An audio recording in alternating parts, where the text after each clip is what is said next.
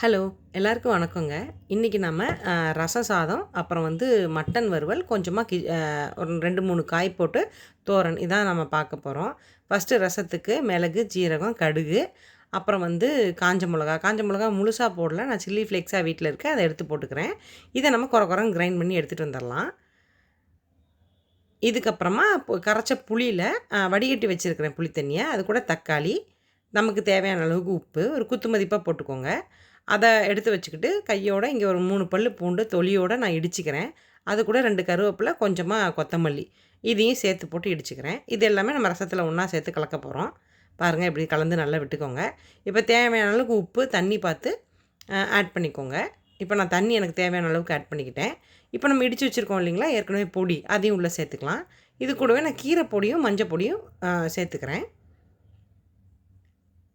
கீரை பொடி நான் பெரும்பாலும் ஒவ்வொரு நாளைக்கு ஒவ்வொரு டிஷ்ல நான் சேர்த்துருவேன். இது முருங்கைக்கீரை பொடி தான்.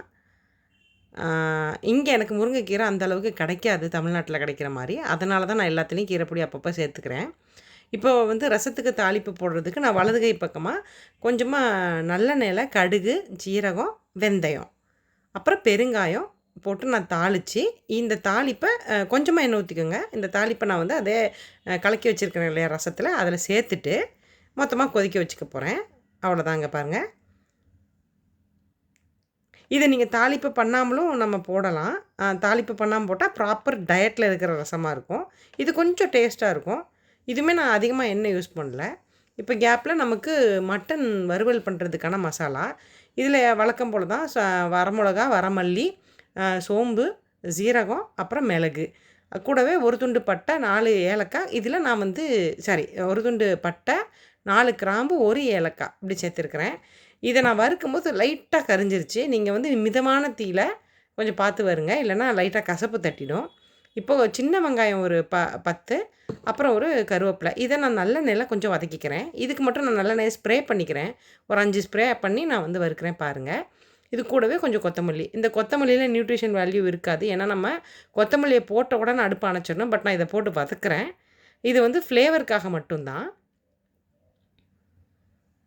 இப்ப இந்த வதக்குனதையும், ஏற்கனவே நம்ம அரைச்சு வச்சிருக்கோம் இல்லையா? பொடி இப்ப நான் மிக்ஸியில போய் அடிச்சுட்டு வந்தேன். அந்த பொடி கூடவே இந்த மசாலாவையும் போட்டு நம்ம நைஸா தண்ணி ஊத்தி அரைச்சுக்க வேண்டியதான். இந்த கரைச்சிட்டு வந்த திருப்பி அரைச்சிட்டு வந்த அவுட்புட் வந்து என்னால காட்ட முடியல. நான் வீடியோ டெலீட் ஆயிடுச்சு. ஸோ இத அரைச்சிட்டு வந்து இது ஓரமா வச்சுக்கணும். இதுக்கு நடுவுல நம்ம மட்டன் ப்ரிப்பரேஷனுக்கு கொஞ்சமா எக்ஸ்ட்ராவா நல்லெண்ணெய் விட்டுக்கிறேன். இதில வந்து கடுகும், காஞ்ச மிளகாவும் தாளிச்சுக்கிறேன். அது கூட கொஞ்சம் பிரிஞ்சி இலை, அப்புறம் கருவேப்பில எல்லாம் போட்டு நான் நல்லா வதக்கிக்கிட்டு, இது கூட மட்டன் நான் சேர்த்துக்கிறேன். மட்டன் நான் இன்னைக்கு 1/4 கிலோ எடுத்திருக்கிறேன். எலும்பு, கொழுப்பு, மட்டன் எல்லாம் மிக்ஸ் பண்ண மாரி தான் எடுத்திருக்கிறேன். இதில பார்த்தீங்கன்னா, மஞ்சப்பொடி, உப்பு. மஞ்சப்பொடி 1 ஸ்பூனு, உப்பு 1 ஸ்பூன் போட்டு நான் இது எல்லாத்தையும் ஒண்ணா வதக்கிக்கிறேன். வதக்கும்போது நெறைய எண்ணெய் விடணும், கொல கொலன்னு அப்படிலாம் அவசியம் இல்ல. மட்டன் ஃபுல்லா ஃபேட்டு தான். இப்போ இந்த மட்டன் வதங்குனதுக்கப்புறமா நான் குக்கர்ல மட்டனையும் மாத்திக்கிட்டு, அரைச்சிட்டு வந்த பேஸ்ட்டையும் ஒண்ணா சேர்த்து விசில் விட்டுக்கிறேன். இப்ப பாருங்க ரசம் ரெடி ஆயிடுச்சு. இந்த ரசத்தில எனக்கு புளிப்பு கொஞ்சம் ஜாஸ்தியா இருந்தது. அதனால நான் வந்து நாட்டு சர்க்கரை வந்து 1 ஸ்பூன் சேர்த்து அத நியூட்ரலைஸ் பண்ணிக்கிட்டேன். இப்ப நம்ம சைவ பொரியல் பண்ணலாம். அதுக்கு பொரியலுக்கு தேவையான மசாலாவ லைட்டா கொர கொரன்னு திரிச்சுட்டு வந்தாச்சு. அத நாங்க தோரன்னு சொல்லுவோம். இப்ப பாருங்க தாளிப்புக்கு முதல்ல தேங்காய் எண்ணெய் ஊத்தியிருக்கிறேன் இதுக்கு.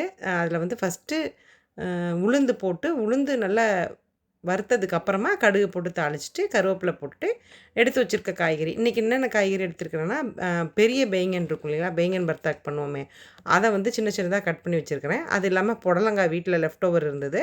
அந்த புடலங்காய், அது கூடவே கொஞ்சமா ஒரு துண்டு வாழைக்காய் இருந்தது. எல்லாத்தையும் ஒண்ணா கட் பண்ணி வச்சிருக்கிறேன். இப்போ வாழைக்காய் இன்னைக்கு போட்டிருக்கனால, நான் கொஞ்சம் தண்ணி தெளிச்சு தான் வேக விட போறேன். இப்போ இந்த வதக்கும்போதே லைட்டா உப்பு, கொஞ்சமா தண்ணி போட்டு மூடி போட்டு வேக வச்சிடலாம். நெறைய எண்ணெய் சேர்க்கணும்னு அவசியம் இல்ல. இந்த கேப்லயே நமக்கு மட்டன் வந்து ஒரு 6 விசில் வெந்துருச்சு. நான் 6வது விசில் தான் உங்களுக்கு கவர் பண்ணி காமிச்சிருக்கிறேன். இப்ப பாருங்க காய்கறி வெந்துருச்சு. இப்ப நான் அரைச்சு வச்சிருந்த அரப்பையும் உள்ள போட்டு கிண்டிக்கிறேன். அரப்பு போட்டதுக்கப்புறம் நம்ம மூடி போட்டு வேக வைக்கணும்னு அவசியம் இல்ல. ஏன்னா அரப்புல இருக்கிற அந்த மிளகு வாடை வந்து நமக்கு வதக்க வதக்க தான் போகும். அதனால அரப்ப சேர்த்துட்டு நான் மூடி போடாம ஒரு சிம்லயே தீய வச்சு நான் உங்களுக்கு அத ரெடி பண்ணிட்டேன். இப்போ ஆல்மோஸ்ட் அது ரெடி ஆயிடுச்சு. அவ்வளோதான் அடுப்ப அணைச்சுக்க வேண்டியது தான். இப்போ மட்டன் பாருங்கள் தண்ணியோடு இருக்குது. குழம்பா வேணும்னு நினச்சா நம்ம இதே இப்படியே எடுத்து போட்டு சாப்பிட்லாம். பட் கறி செப்பரேட்டாக இருக்கும், குழம்பு சைடில் இருக்கும். இதை கொஞ்சம் நம்ம குறுகி கொண்டு வந்தால் தான் அது அந்த சுக்கா கன்சிஸ்டன்சி வரும். எனக்கு இன்றைக்கி செமி கிரேவியாக இருக்கிற மாதிரி தான் நான் பண்ணியிருக்கிறேன். பக்காவாக அப்படியே ஃபுல் சுக்காவாக அப்படி நான் பண்ணலை. பாருங்கள் இப்போ நான் அந்த கிரேவி பூரா வதங்கி குறுகி வந்துருச்சு.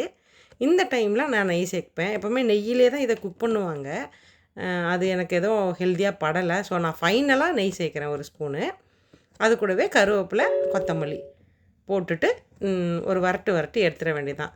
இப்படி டேஸ்டியாக ஹெல்த்தியாக வீக்கில் 2 வாட்டி நான்வெஜ்ஜு இல்லை 3 வாட்டி நான்வெஜ்ஜு, அந்த 3 நான்வெஜ்ஜில் 1 டைம் ஃபிஷ்ஷு, மற்ற 2 டைம் மற்ற மீட்டு, இப்படி கலந்து சாப்பிட்டிங்கன்னா ப்ரோட்டீன், கால்சியம், ஃபைபர் அப்படின்னு உங்களுக்கு எல்லாமே கலந்து உங்கள் உடம்புக்கு கிடைக்கும். தாராளமாக இந்த மாதிரி டேஸ்டியாக ஒரு வாட்டி செஞ்சு சாப்பிட்டு பாருங்கள். இந்த வீடியோ பிடிச்சிருந்துச்சின்னா லைக், ஷேர் அண்ட் சப்ஸ்கிரைப் பண்ணுங்கள். தேங்க்யூ.